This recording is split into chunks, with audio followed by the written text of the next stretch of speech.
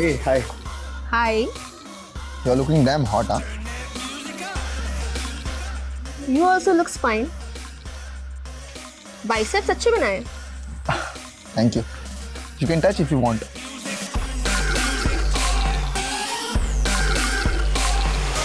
Not bad. Rocky. पलक. ए रोकी, दूर रह, मेरी बंदी है. अबे तेरी बंदी खुद मुझे भाव दे रही है. इशारा समझ उसका.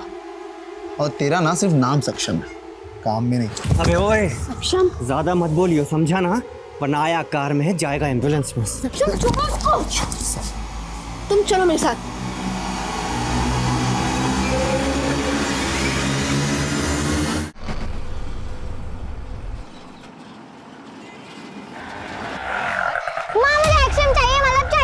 बहुत हुआ नव्या, टेस्ट क्रीम करने से आइसक्रीम नहीं मिल जाएगी तुझे. घर चल. आप मुझे आइसक्रीम नहीं दिलाओगे तो मैं घर नहीं आऊंगी. नव्या, क्या नाटक है ये? बाप बेटी ने जैसे कसम खा रखी है मुझे तंग करने की. घर चल, फ्रिज में बंद करके तेरी आइसक्रीम बनाती हूँ. घूर क्या रही है? नजर नीचे कर.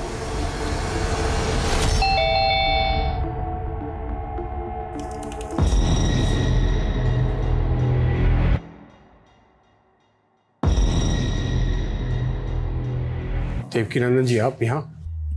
क्या हुआ? ज्यादा खुश नहीं लग रहे हमें देख के.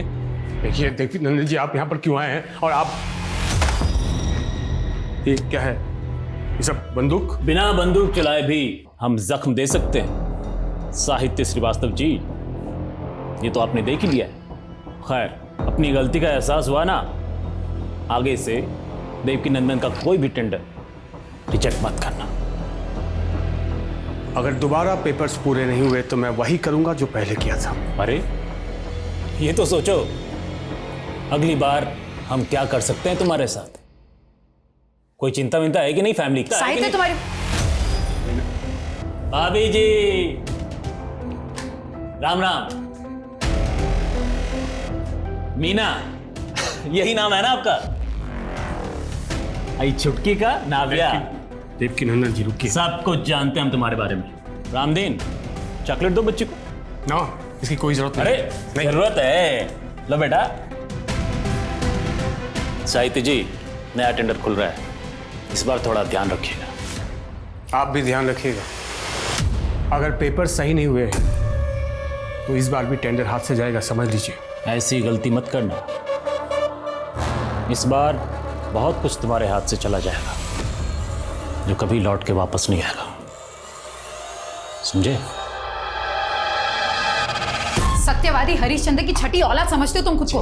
क्यों नहीं हो नव्या? बाहर अरे चुप कर तुम. सुन लेगी वो. ईमानदारी के नाम पे क्या मिला आज तक? हाँ, ट्रांसफर और डिमोशन. अरे 12 साल की शादी में 15 बार तो तबादला हो चुका है. भारत भ्रमण करने के लिए शादी की है क्या तुमसे? चैन से एक घर में नहीं रह सकते और ऊपर से ही धमकियां मिल रही है. तुम दोनों को कुछ नहीं होगा. मैं हूं ना. हाँ तुम हो, और ऐसे हो. उसी का तो रोना है. देखो साहित्य, मैं बता देती हूँ, अगर तुम्हारी वजह से मुझ पर या नव्या पर कोई भी आंच आए ना, तो मैं छोड़ूंगी नहीं तुम्हें. मीना, मैं भी तो ये चाहता हूँ कि तुम मुझे कभी ना छोड़ो. साहित्य तुम ना ये. अच्छा ठीक है, गुस्सा मत होना प्लीज. अरे हाँ सुनो, आज रात को ना मेरी बॉस अर्चना मैडम आएगी खाने पे, तो मैं तुझे थोड़ी देर पहले नहीं बता सकते थे? अब आधे दिन में ये घर की सफाई, घर का खाना कैसे करूंगी मैं सब? मैं हूं ना, मैं मदद करूंगा तुम्हारी. चलो मैं अब करता हूँ. देखो ये लोग कितने तमीज से सब बातें सुन रहे हैं.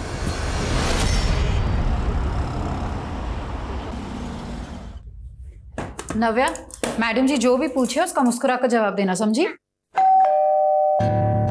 रुको मैं देखता हूँ. सुनो, सब रेडी है ना? जल्दी करो जल्दी. ओह नमस्ते मैडम. नमस्ते. आइए. How are you? I am fine madam. आइए. मीना, हमारी मैडम अर्चना. ये मेरी बीवी मीना. क्या हुआ अर्चना जी, अब ऐसे क्यों देख रही हैं? मीनू, मीनू की बच्ची अभी तक याद नहीं आया? जल्दी पहचान, वरना शुक्ला सर से बोल के तुझे पनिशमेंट दिलवाऊंगी. अर्चना तू कैसी है? कितने सालों बाद. Too good, the food is too good. Madam सारा खाना मीनू ने बनाया. बहुत अच्छा खाना बनाती है. मीनू तो हमेशा से होना रही है. साहित्य, तुम्हें पता है ये हमारी क्लास के सबसे ब्राइट स्टूडेंट थी. इनफैक्ट हम सबको लगा था कि ये इंडिया में सेटल होएगी नहीं, अब्रॉड सेटल होगी, है ना मीनू? यही तुम्हारा प्लान था ना? हाँ। तो फिर तुम इस कार्टून साहित्य के चक्कर में कैसे आ गई? साहित्य, आई एम सॉरी, मैं मजाक कर रही हूँ यार, डोंट टेक इट सीरियसली। छोड़ना यार, फिर कभी फुर्सत से बात करेंगे। Done. Next week my house? नहीं होगा अर्चना, कल मायके जा रही हूँ। पापा मुझे और नव्या को लेने आ रहे हैं। मैडम, नेक्स्ट वीक के चक्कर में अभी का डिनर एंजॉय नहीं कर रही हैं आप। लीजिए ना राइस, लीजिए।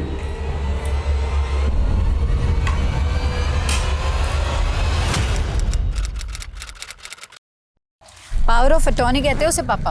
वही पावर ऑफ अटर्नी।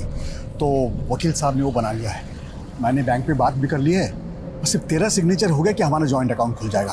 फिर कल मैं अगर नहीं भी रहा तो मेरे जगह तू सारे फैसले ले सकती है। पापा ऐसी बातें मत करो ना आप। मुझे चिप्स चाहिए। चुप कर, जब देखो तब जंक फूड खाना है तुझे बस। अरे इतना लंबा सफर है, भूख तो लगेगी ना, मैं कुछ ना कुछ ले आता हूँ। अभी बस आने में 10 मिनट है। नाना जी मैं भी चलूं आपके साथ? कोई जरूरत नहीं है, मैं जानती हूँ तुझे क्यों जाना है, बदमाश।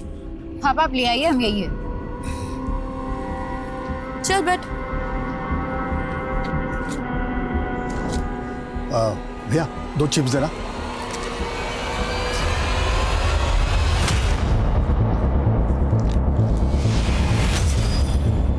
मीना,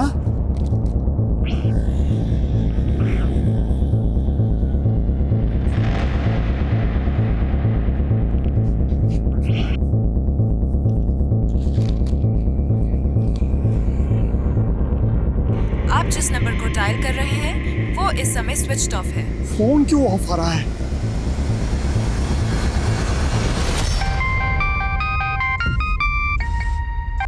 हाँ पापा।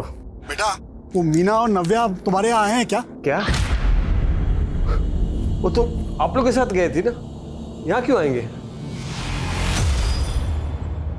देखिए सर, अभी 24 घंटे भी नहीं हुए, आप लोग थोड़ा और इंतजार कीजिए, हो सकता है सुबह तक वो अपने आप ही आ जाए। ऐसी बात मत कीजिए सर, देखिए बहुत डर लग रहा है मुझे।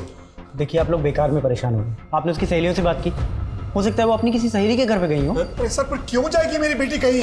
मुझे भी ना पूछे। कितने अनाप शनाप चीजें सुनने को मिलती है न्यूज में, मालूम नहीं आपको? मेरे बच्चियों के साथ ऐसा कुछ होगा तब कुछ चाहिए ना यार। क्या हुआ? अरे सर देखिए ना सर, ये मेरी बेटी और नातिन का मिसिंग रिपोर्ट नहीं लिख रहे हैं। सर आप देखिए ना सर। सर अभी 24 घंटे भी नहीं हुए। सर से 5 मिनट हुए होंगे, मैं कुछ सामान लेने गया, आकर देखा कि दोनों गायब हैं। हमें लगा कहीं वो घर ना पहुंच गई हो, तो हमने जमाई बाबू को फोन किया। पापा वापस क्यों आती बिना? हाँ? फिर भी सर मैंने पूरा मोहल्ला ढूंढा, उन्हें उनका कुछ पता नहीं चला सर, पूरा बस स्टॉप छाना, लेकिन किसी ने उनको देखा नहीं। उसका फोन भी बंद आ रहा है सर, मैंने कई बार ट्राई किया। क्या आज आप दोनों मियाँ बीवी का आपस में कुछ झगड़ा हुआ था? नहीं सर, हमारा कोई झगड़ा नहीं हुआ था, वो तो बहुत खुश थी। आप पापा से पूछिए ना। पापा। हाँ आपने मीना को कुछ कहा क्या? नहीं सर। अच्छा ठीक है, जहाँ से दोनों गायब हुई थी आप इनके साथ जाइए, इन्हें वो जगह दिखाइए। गाड़ी रोको, यहीं रोको।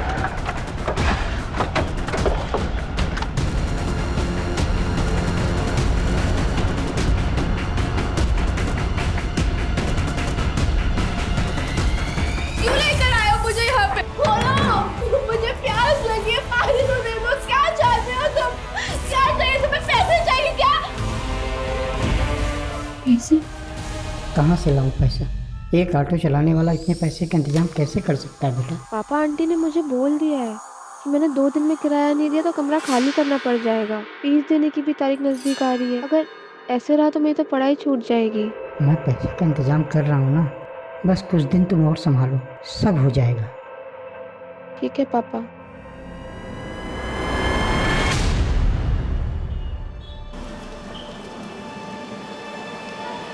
पलक, आई एम रियली सॉरी कि लैंडलॉर्ड ने निकाल दिया तुम्हें, पर हॉस्टल के कुछ रूल्स होते हैं। फर्स्ट ईयर के स्टूडेंट को हॉस्टल में कमरा नहीं मिलता। मैं चाह कर भी कुछ नहीं कर सकता। विजय सर, आप प्रोफेसर हैं, अगर आप चाहें तो कुछ भी कर सकते हैं। मुझे सिर्फ एक लेटर लिख के दे दीजिए तो मेरा दाखिला हो जाएगा, और आप जो बोलोगे ना मैं करने के लिए तैयार हूँ, लेकिन प्लीज सर हेल्प मी। हाँ मैं देखता हूँ। थैंक यू सर, आप नहीं होते तो पता नहीं मेरा क्या होता। Thank you. हो जाएगा तुम्हारा एडमिशन। Okay sir.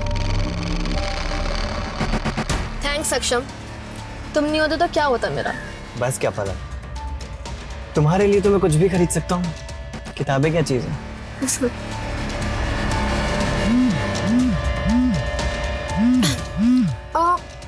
पानी है क्या? प्यास लग रही है। पानी गाड़ी में तो नहीं है, मैं लेके आता हूँ। हाँ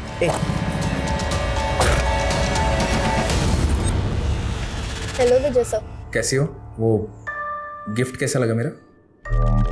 बहुत अच्छा। आपका दिया हुआ टॉप पहन के आई हूँ। अच्छा sir, call you at night. या ओके, बाय।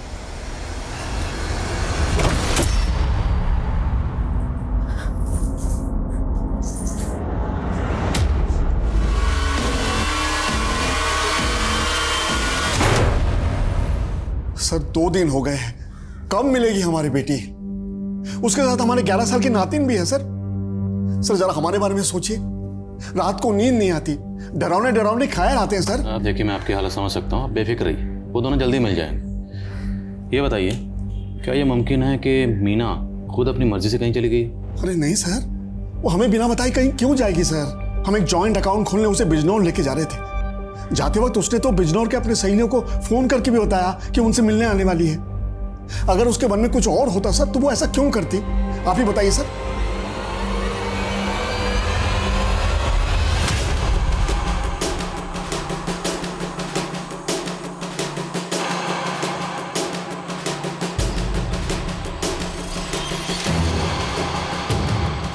अब साहिद के बारे में क्या बताओ साहब, 15 दिन पहले ही यहाँ आए रहने के लिए अपनी पत्नी और बेटी के साथ। ये साहित्य की पत्नी मीना, इनका बिहेवियर कैसा था? मीना भाभी बहुत भली थी, लेकिन उनकी बेटी बहुत जिद्दी थी।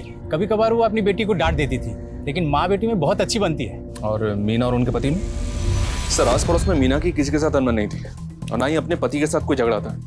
वैसे भी दिल्ली में आए हुए ने सिर्फ 15 दिन हुए थे।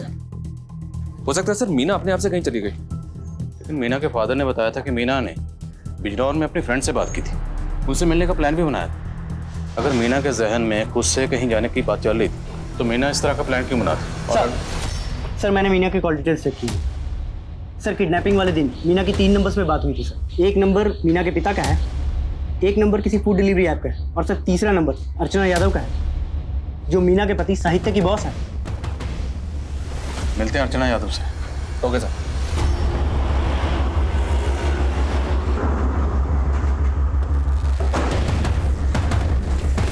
वैसे साहित्य काफ़ी सीधा इंसान है। काम के मामले में उससे ज़्यादा सीरियस और ऑनेस्ट इंसान मुझे आज तक कहीं नहीं दिखा। एक जगह SEETAPUR लिखा है सीतापुर। Yes sir. और ये देखिए एक जगह SITAPOOR लिखा है सीतापुर। पर नाम तो दोनों एक ही है ना? नाम एक है, पर बहस मत कीजिए, कल आइए ना।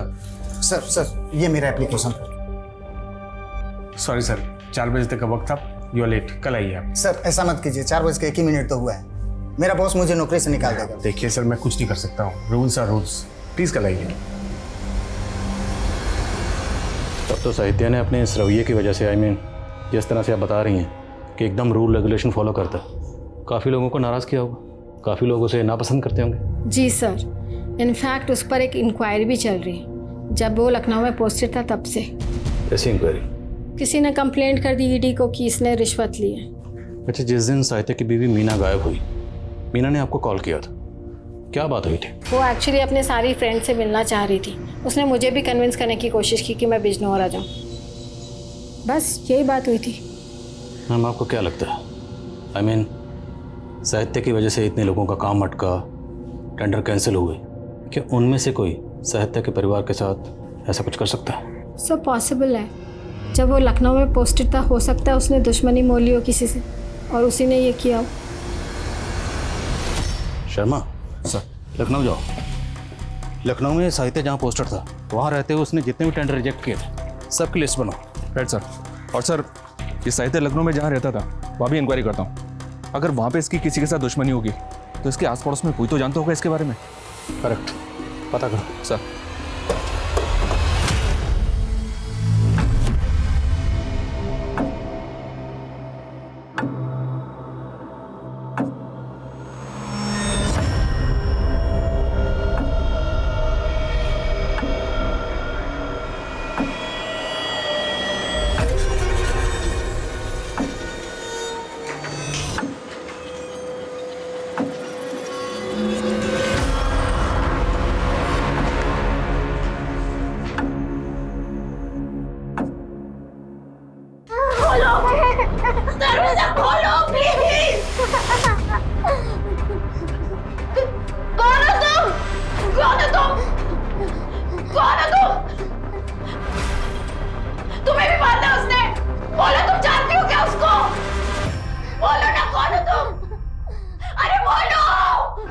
ये औरत कौन हो सकती है? कौन है वो आदमी जिसने हम दोनों को बंद कर रखा है? पलक, सुनना यार। मैंने तुझसे बात नहीं करनी, तू जा यहाँ से। पिछले 1 घंटे से वेट कर रही हो, तू अब आ रहा है। अच्छा, तू जानती है कि मैं लेट क्यों हुआ? ये देख। फोन मेरे लिए? Thank you. एक सेकंड। यार ये तुम्हारा फोन हमेशा गलत टाइम पे बजता है। यार पापा का कॉल है, बस 1 सेकंड। जी पापा। पलक बेटा, मैंने 5,000 रुपए भेजे हैं, किराया चुका देना। अब बहुत जल्दी कोचिंग की फीस भी भेज दूंगा, बस तू मन लगा के पढ़ाई कर। जी पापा, मन लगा के पढ़ाई करूंगी। जी। डैडी को क्यों परेशान कर रही है तू? पैसे चाहिए ट्यूशन के लिए, उससे ले ले।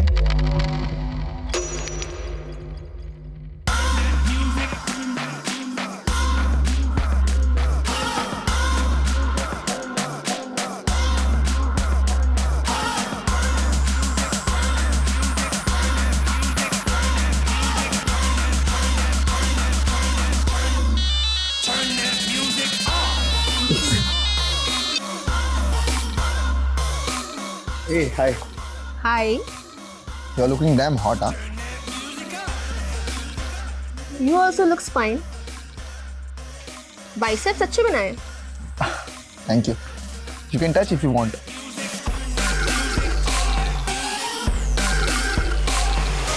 Not bad. Rocky. पलक। ए रोकी, दूर रह, मेरी बंदी है। अबे तेरी बंदी खुद मुझे भाव दे रही है, इशारा समझ उसका। और तेरा ना सिर्फ नाम सक्षम है, काम में नहीं। अबे ओए, सक्षम ज्यादा मत बोलियो, समझा ना? वरना आया कार में जाएगा एम्बुलेंस में। सक्षम चुप हो। तुम चलो मेरे साथ।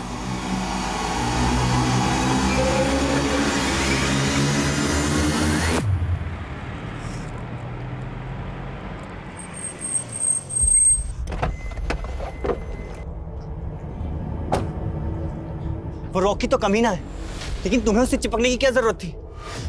सक्षम देखो, ऐसा कुछ भी नहीं हुआ है। अभी बहुत रात हो गई, तुम घर जाओ, हम इस टॉपिक पे कल भी बात कर सकते हैं। एंड यू नो ना I love you.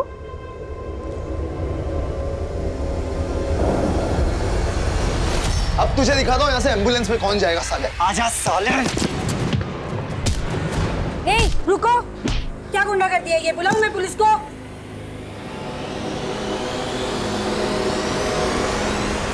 Ma'am please, ma'am आप मेरी एक बार बात तो सुनिए। मुझे कुछ नहीं सुनना पलक, तुम्हारे पेरेंट्स को इन्फॉर्म कर दिया है, तुम यहाँ नहीं रह सकती, जाओ। मैम प्लीज मेरी एक बार बात सुन लीजिए। मैम प्लीज मेरी।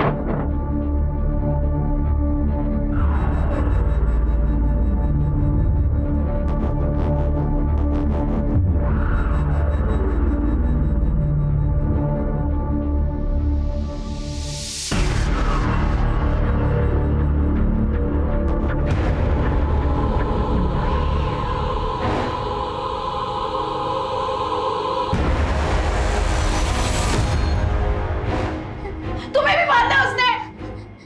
तुम जानती हो क्या उस आदमी को? बोलो प्लीज, बोलो, जवाब दो प्लीज। कौन हो तुम? बोलो ना, कौन हो?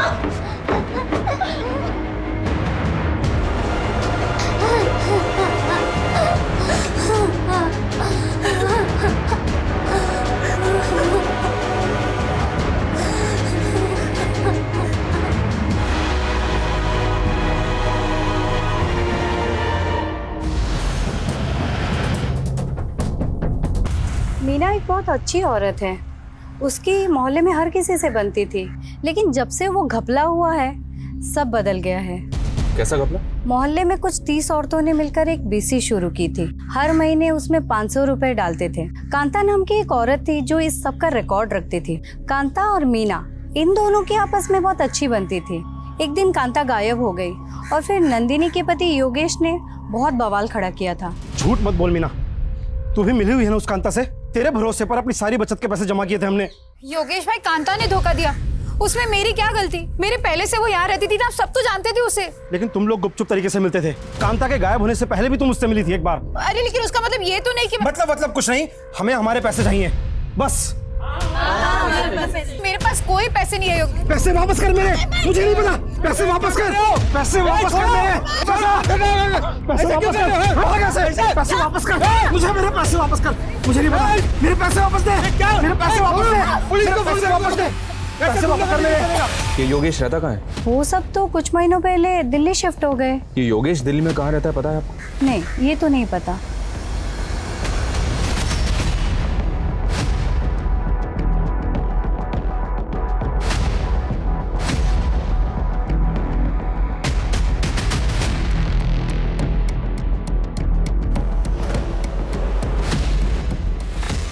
सर ये देवकी नंदन सेंसवाल बहुत बड़ा कॉन्ट्रैक्टर है और उसके कई सारे टेंडर्स रिजेक्ट किए थे साहित्य ने।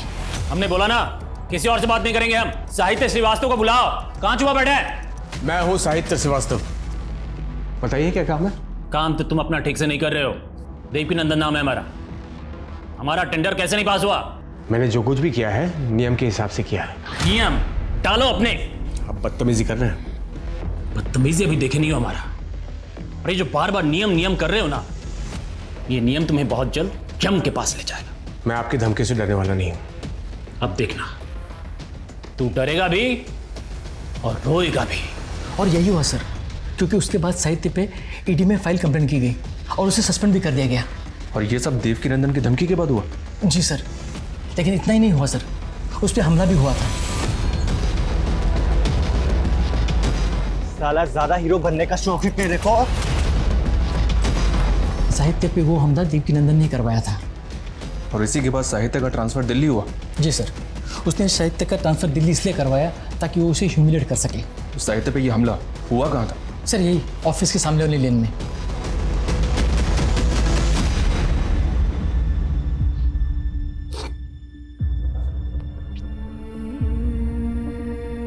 मीना, तुम जहां भी हो प्लीज लौट आओ। अगर मुझसे कुछ गलती हो गई हो तो आई एम सॉरी। प्लीज नव्या को लेकर आ जाओ प्लीज। मैं क्या करूं मीना? मैंने पुलिस को फोन करके शिकायत दर्ज की ना, अब वो देख लेंगे योगेश को। अब ये सामान अंदर रखो प्लीज। अरे कैसे मर्द हो तुम?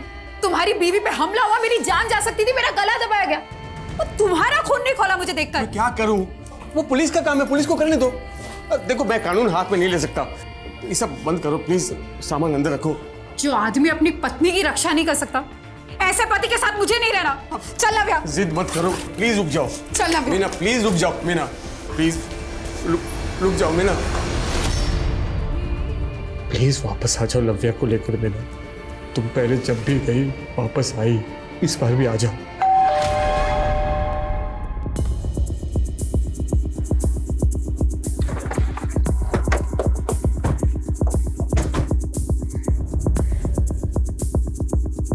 अशोक, क्या कर रहे हो? साहब मैंने इनको बुलाया साहब। वो साहित्य है ना हमारा पड़ोसी, उसको कोई अंदर बंदूक रखे हुए था और मैं इधर ही रहता हूँ साहब। उसके चेहरे पे बहुत सारे खून के निशान थे। एक मिनट। अब पहले सांस लीजिए, फिर तफसील से बताइए क्या देखा आपने। साहब मैं सब्जी लेके बाजार से आ रहा था, बाहर एक काले रंग की गाड़ी खड़ी थी, गेट पे गाड़ी लगा दिया। अक्कल नाम की चीज ही नहीं है। अरे फिर मैं ना अंदर साहित्य के घर से टूटने फूटे की आवाज़ सुनी। जब मैं आया तो दरवाजे को धक्का दिया लेकिन दरवाजा खुला नहीं। फिर मैं खिड़की से देखा तो साहित्य को ना कोई बंदूक रखे हुआ था सर पे और उसके चेहरे पे मार के निशान थे। ये देख के डर गया साहब। फिर मैं जाके हवलदार साहब को बुला के लाया। जब मैं आया तो देखा दरवाजे में ताला लगा हुआ और वो काले रंग की गाड़ी भी गायब थी। तो जो काले रंग की गाड़ी थी उसका नंबर याद है आपको? साहब नंबर तो याद नहीं, लेकिन हाँ यूपी का नंबर प्लेट था। इस विंडो से देखा था आपने? हाँ साहब।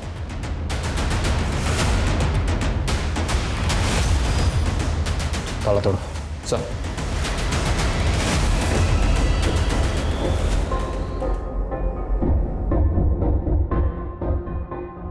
सर इतने खून के धब्बे?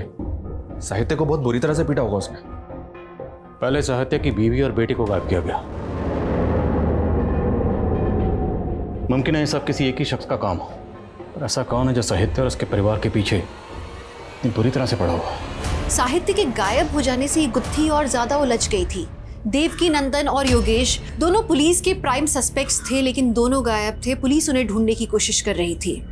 साहित्य पर जिसने हमला किया था, पुलिस को उसकी भी तलाश थी। पुलिस को शक था कि देवकी नंदन ने उसे हायर किया था इस काम के लिए। लेकिन जब सच सामने आया तो न सिर्फ पुलिस के सारे अनुमान गलत साबित हुए, बल्कि जो सामने आया वो किसी की भी सोच से परे था। लेकिन उस समय पुलिस की सबसे पहली प्रायोरिटी थी मीना और नव्या को ढूंढना।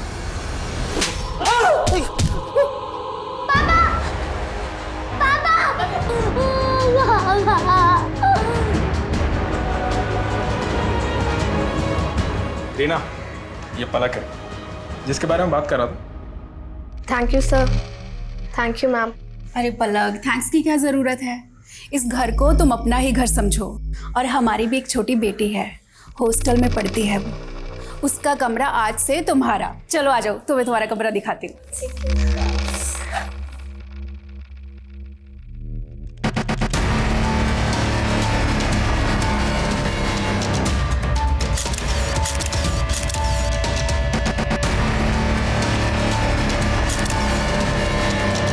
मुझे कुछ पैसे चाहिए थे, शॉपिंग करनी है, देना जरा।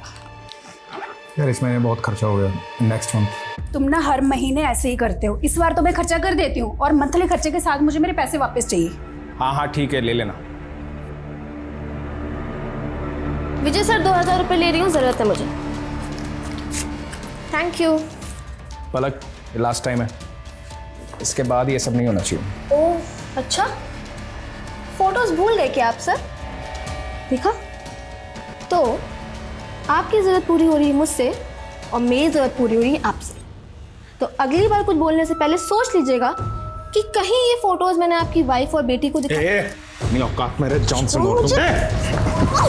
विजय सर, क्या कर रहे हैं आप? छोड़ मुझे। विजय, क्या कर रहा है ये तू? मैंने कुछ नहीं किया, ये पकड़ के खींची मुझे वहाँ। नौटंकी बहुत बड़ी। ये इतने दिनों से मुझे ब्लैकमेल करके मेरे साथ गलत काम कर रहे थे। मेरे पास फोटोज है और जब आज मैंने उनके साथ ये सब करने के लिए मना किया तो रहने का ठिकाना दे। घटिया आदमी। छोड़ूंगा नहीं तुझे।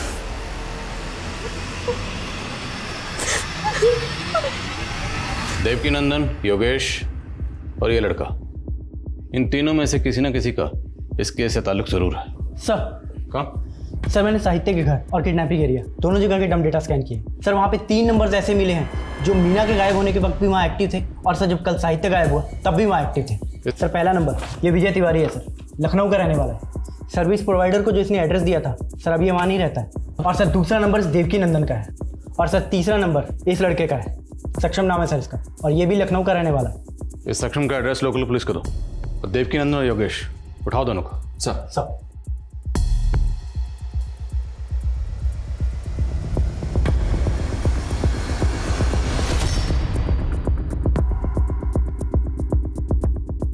अब आपके लोगों ने खामखा उठा लिया हमें।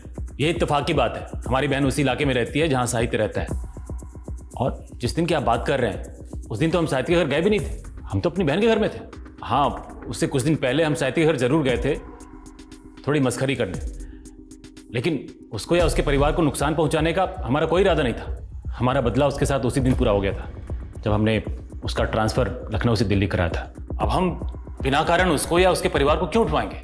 जब बिना कारण तुम उसे धमकाने के लिए गुंडे भेज सकते हो तो किडनैप भी करवा सकते हो। सक्षम को भेजा था ना उसे धमकाने के लिए। कौन सक्षम? कौन है ये लड़का? कसम से हम पहली बार देख रहे हैं इसको। जब तक सच नहीं बोलोगे हमें तुम बार बार देखोगे। दिखाओ जरा से। साहब मुझे तो पता भी नहीं था कि साहित्य और मीना दिल्ली में है, और गुस्सा तो मीना को लेकर था साहब। मैं उसकी बेटी को क्यों उठाऊंगा साहब? इसको ही भेजा था ना तूने साहित्य को पीटने के लिए? नहीं साहब, मैं इसे नहीं जानता साहब। तोड़े से। सर ये योगेश और देवकीनंदन दोनों एक ही बात पर अड़े हुए हैं, कुछ नहीं बोल रहे। सर एक कॉमन लिंक मिला है सर। साहित्य के मोहल्ले की एंट्रेंस पे एक सीसीटीवी है सर। जिस दिन साहित्य गायब हुआ था उस दिन वहाँ पे एक ब्लैक कलर की कार को स्पॉट किया गया था, ये देखिए सर। और सर सेम कार को उस बस स्टॉप पे भी स्पॉट किया गया था जहाँ से मीना गायब हुई थी। सर मैंने नेबर से क्रॉस वेरीफाई किया, ये वही कार है जो साहित्य के घर के बाहर खड़ी थी। सर ये उस कार के ओनर की डिटेल्स हैं। यूपी का नंबर और विजय तिवारी के नाम पर रजिस्टर्ड है। विजय तिवारी? एक मिनट सर, साहित्य के एरिया में जो 3 नंबर एक्टिव थे उसमें 1 नंबर विजय तिवारी का था। लखनऊ पुलिस की मदद लो, ये विजय तिवारी इस खेल का मास्टरमाइंड हो सकता है। सर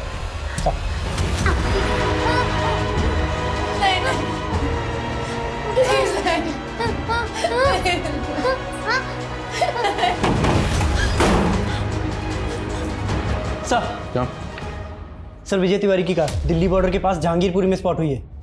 लोकल थाने से कांटेक्ट करो, पता लगाओ जल्द से जल्द कि ये कार इस वक्त कहाँ है।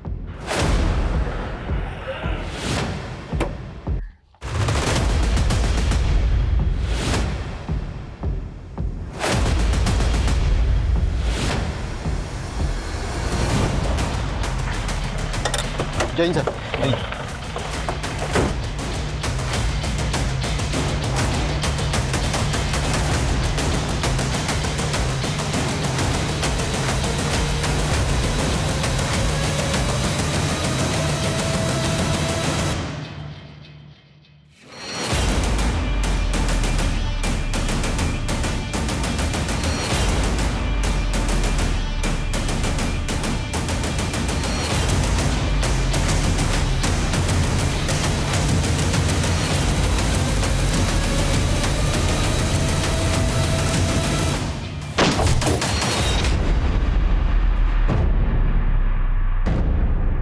कांस्टेबल संदीप जख्मी, उसे ऐसे नहीं छोड़ सकते, हॉस्पिटल भेजना होगा। चलो अंदर कवर करो, गो गो गो गो, गेट हिम, जल्दी हॉस्पिटल भेजो। विजय, फायर मत करो। तुम्हारी जो भी डिमांड है हम पूरी करेंगे, लेकिन पहले साहित्य और उसके परिवार को छोड़ दो। बोलो क्या चाहते हो? विजय, अब छुपाने का कोई फायदा नहीं। हम जानते हैं कि अंदर तुम ही हो। तुमने उन तीनों को किडनैप करके रखा हुआ है। हमारी एक टीम तुम्हारे लखनऊ के घर तक पहुंच चुकी है। बोलो क्या चाहते हो?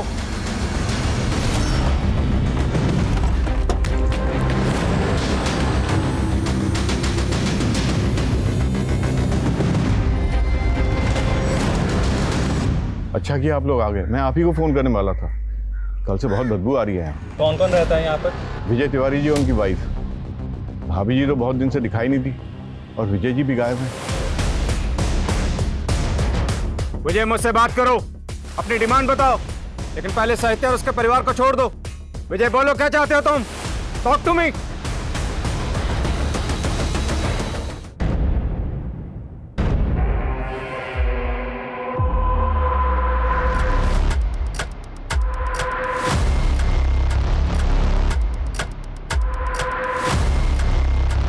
सर ये देखिए, अगर चारों की जिंदगी बचाना चाहते हो तो चुपचाप यहाँ से चले जाओ। चारों? सर कहीं वो चौथा आदमी मीना के फादर कृष्णकांत तो नहीं? सर रिपोर्ट लिखवाने के बाद वो एक बार ही पुलिस स्टेशन आए, उसके बाद ना वो आया ना उनका कोई phone. Try to call him. Sir मैं एक टीम पीछे ले जाकर घर के अंदर घुसने की कोशिश करता हूँ। नो नो नो, हम रिस्क नहीं ले सकते। अभी हमें कुछ पता नहीं कि विजय के साथ उसके अलावा और कितने लोग। Can't take this risk. अभी यहीं रहो, बट एक टीम तैयार रखो अपने साथ। Okay sir. पुलिस आ गई है साहित्य, अब हमें डरने की कोई जरूरत नहीं है। नहीं, तुम नहीं जानती हो आदमी बहुत खतरनाक है। वो खुद को बचाने के लिए समझ नहीं हो मेरी बात।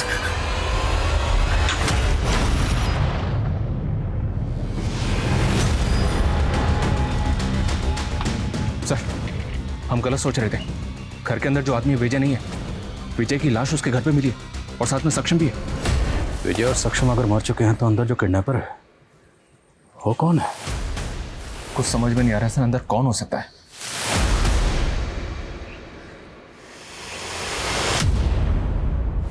ऐसा Sure.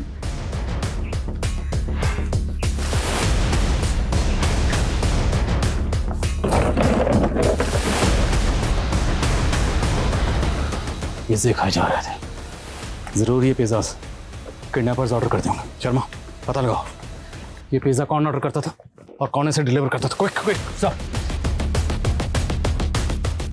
वक्त तेजी से गुजर रहा था, एक एक मिनट पुलिस पर भारी था।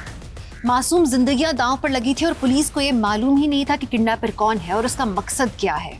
पुलिस को अपना नेक्स्ट मूव प्लान करने में बहुत मुश्किल पेश आ रही थी, लेकिन तभी एक क्रूशियल इंफॉर्मेशन पुलिस के हाथ लगी। सर काफी दिनों से 2 पिज्जा डिलीवर कर रहा हूँ यहाँ, लेकिन पिछले 3-4 दिन से 4 पिज्जा मंगा रहा है वो। ये पिज़्ज़ा रिसीव कर रहा है लड़का है या लड़की?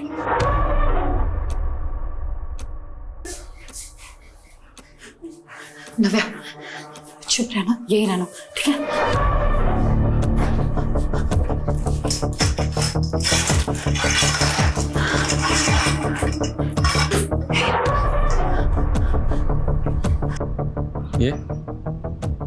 ये? हाँ साहब, यही ऑर्डर रिसीव करता था साहब, यही है वो।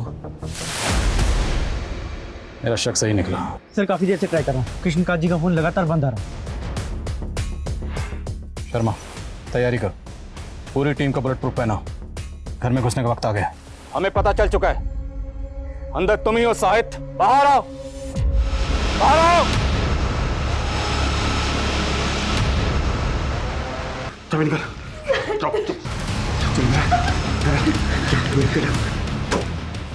साहित्य चुप क्यों हो? बोलो क्या चाहते हो तुम? इंस्पेक्टर बताओ, किसे मारो देखना चाहते हो बताओ। और किस किस को मारोगे? देखो हमें सब पता चल चुका है, सक्षम और विजय को तुमने मारा।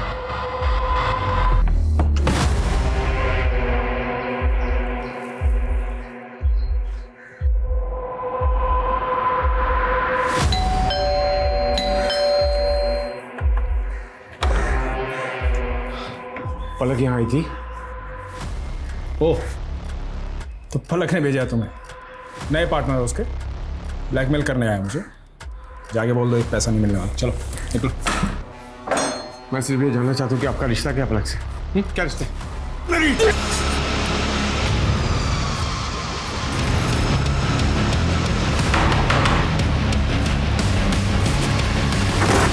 दीदी कुछ भी करिए। पीछे बैठ, पीछे बैठ। आखिर तुम चाहते क्या हो? और ये लड़की कौन है? देखो ये तो तुम्हारी अपनी बीवी और बच्चे हैं, छोड़ दो इन्हें। नहीं छोड़ सकता, यही तो प्रॉब्लम है। इंस्पेक्टर अपने आदमियों को लेकर चले जाओ, सब बच जाएंगे, नहीं तो सब मर जाएंगे। कृष्णकांत जी, साहित्य के बारे में आप जो भी जानते हैं सब कुछ बताइए। सर ये साहित्य मेरे दूर के रिश्तेदार का बेटा है। 10 साल का था जब उसके पिताजी उसे छोड़कर चले गए थे। उसके 1 साल बाद उसके माँ ने भी और किसी से शादी कर ली और उसे उसके दादी के पास छोड़कर चली गई। सर माँ मुझे छोड़ के मत जाओ माँ, मैं कुछ नहीं मांगूंगा। मैं तुम्हें कितनी बार समझाया, मैं तुम्हें अपने साथ लेके नहीं जा सकती। माँ मुझे छोड़ के मत जाओ माँ। साहित्य इस सदमे से उबर नहीं पाया सर, लेकिन उसके पास सरकारी नौकरी थी, इसलिए उसके दादी की आखिरी इच्छा का मान रखते हुए मैं मीना से उसकी शादी करवाने के लिए राजी हो गया। लेकिन सर बाद में पता चला कि उसकी दिमागी हालत ठीक नहीं है। दिमागी हालत? हाँ सर, वो रूल्स और ईमानदारी को लेकर कुछ ज्यादा ही रिएक्ट करता है सर। मार दो, चल पीछे। शर्मा पीछे निकल। We have to change our strategy. एक काम करो, एक टीम लेकर पीछे से पड़ जाओ, मैं इसको बातों में जाता हूँ। सुनो आ जाओ। साहिब देखो मैं जानता हूं तुम कायदे कानून वाले इंसान हो, तुम अपनी ड्यूटी को पूरी ईमानदारी से करते हो। देखो हम भी अपनी ड्यूटी कर रहे हैं, इस तरह अपनी ड्यूटी को बीच में छोड़कर नहीं जा सकते। तुम तो कायदे कानून नियम कानून ने मुझे तकलीफ दी है, अब तो और पार की बारी है। ये लड़की कौन है? इसको तुमने क्यों बंदी बनाया हुआ है? क्या हुआ, चोट लगी? हाँ यहाँ पे। शायद मुंह चाहिए, रुको मैं दवा देता हूँ।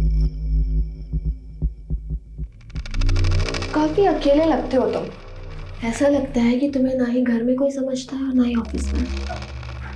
सही कहा तुमने। कोई बात नहीं, मैं आ गई ना। ये पलक है, इसका बाप गणेश मेरे स्कूल में सीनियर था। गणेश ने मुझसे रिक्वेस्ट की थी कि मैं पलक को रहने के लिए जगह दूं, क्योंकि इसको हॉस्टल से निकाल दिया गया था। दोस्त की बेटी थी इसलिए मैंने मदद की, लेकिन ये इतनी बड़ी चालू निकली, मुझे बहलाकर बिस्तर में ले गई, मेरे अंदर प्यार जगाया और मुझे ठुकरा दिया। मैंने इसका पीछा करना शुरू किया तो पता चला कि सक्षम के साथ साथ इसने प्रोफेसर विजय को भी फांस रखा है। मैं मीना और पलक के साथ हंसी खुशी जीना चाहता था, इसलिए मैंने पहले विजय और सक्षम को रास्ते से हटाया, लेकिन मीना ने मुझे छोड़ने का फैसला कर लिया था। क्यों मुझे छोड़कर जा रही तुम? साहित्य मैंने फैसला कर ली। पर मेरी से क्या गलती हुई, फिर क्यों जा रही हो? मैं क्या गलती? अब तुम मेरा हाथ पकड़ो या सर फोड़ो, कुछ भी करो, मुझे कोई मतलब नहीं है। मैं अब तुम्हारे साथ नहीं रहने वाली, छुटकारा चाहिए मुझे तुमसे। मीना ऐसा मत करो, देखो मैं अकेला हो जाऊंगा, मुझे छोड़कर मत जाओ मीना, प्लीज। मीना देखो मेरी बात सुनो। मीना बीवी और बच्ची मुझे छोड़कर जा रहे थे, इसलिए मुझे दोनों को किडनैप करना पड़ा और मेरे पास कोई रास्ता ही नहीं था। पुलिस वालों का क्या काम? अब जाओ जाओ जाओ।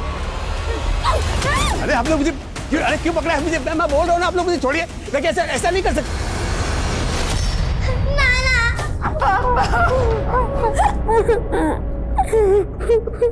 साहित्य इस वक्त जुडिशियल कस्टडी में है और पुलिस जल्दी ही उसके खिलाफ चार्जशीट फाइल करेगी। साहित्य को पता लग गया था कि मीना उसे छोड़कर जाने वाली थी और पलक ने भी उसके साथ रहने के लिए इनकार कर दिया था। साहित्य मीना और पलक को अपना बनाकर रखना चाहता था और अपनी इस नामुमकिन सी ख्वाहिश को पूरा करने के लिए जो उसने रास्ता अपनाया वो न सिर्फ अनैतिक था बल्कि अमानवीय भी था। उसने उन्हीं लोगों की जान खतरे में डाली जिनसे वो प्यार करता था। तो अब मैं दिव्यांका त्रिपाठी दहिया लेती हूँ आपसे विदा। फिर मिलूंगी एक और हैरत अंगेज करने वाली कहानी के साथ। आप देखते रहिए क्राइम पेट्रोल सतर्क। जय हिंद।